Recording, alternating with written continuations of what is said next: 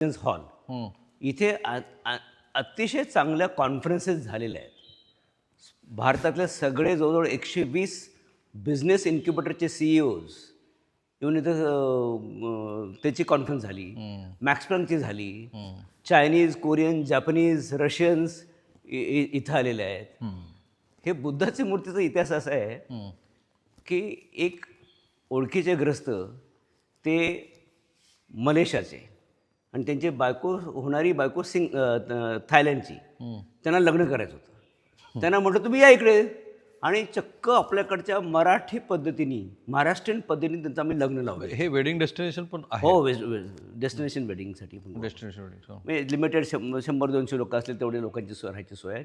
आणि त्यांना म्हटलं तुम्ही टी-शर्ट आणि जीनमध्ये या, बाकी सगळं आम्ही देऊ. सगळं 100% त्यांचे कपडे, साड्या, चपला, बूट सगळं आपण खरेदी केलं.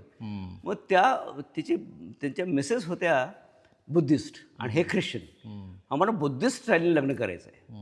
मग आता आम्हाला चांगला पुतळा पाहिजे होता. मग आपले एक मित्र आहेत प्रमोद कांबळे म्हणून, नगरचे मोठे चित्रकार आहेत. मोठे चित्रकार आहेत, शिल्पकार आहेत.